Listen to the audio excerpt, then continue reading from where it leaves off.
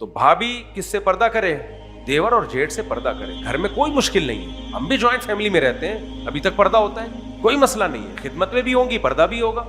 ہم چار بھائی اکٹھے رہتے تھے اور ہم سب کے گھر والے ساتھ, تو ہمیں نہیں یاد پڑتا ہماری کوئی بھابھی کبھی ہمارے سامنے آئی ہو نا. حالانکہ ہماری کزنیں بھی ہیں, بس چہرے پہ تھوڑا سا پردہ ڈالا, افطاری بھی رکھ دی, پکوڑے رکھ دیے, چائے رکھ دی, کھانا رکھ دیا, اور ہم تھوڑا سا نظر جھکا لی ہم نے, بس کام سارے ہو رہے ہیں گھر میں. یہ نہیں کہ گھر میں برقع پہن کے ہاتھوں میں گلوز پہن کے بیٹھ جائیں یا کمرے میں کنڈی لگا کے بس بند, یہ نہیں ہے. گھر کے سارے کام ہو لیکن پردے کے ساتھ ہو. آپ بے تکلف نہ ہو بیٹھ کے ہاں ہاں ہی وہاں لگا رہے گپا, اس کے لیے اپنی بیوی ہے, خیریت پوچھ سکتے ہو آپ کے گھر کا فرد ہے. کوئی کام ہو, کوئی ہاسپٹل لے جانا ہو, گاڑی میں لے جاؤ, بائک پہ نہیں بٹھا کے لے کے جاؤ اپنے ساتھ, وہ ٹھیک نہیں ہے. محرم سے بہرحال آپ کو ڈسٹینس رکھنا ضروری.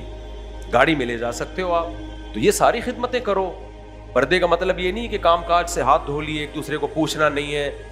تو سب کی دعوتیں کرو, سب کو پوچھو, لیکن فرق رہے کہ محرم اور نامحرم کا. غیر مسلموں میں محرم نامحرم کا فرق ختم. یہ قرآن نے فرق بیان کیا ہے, یہ فرق ہمیں رکھنا پڑے گا.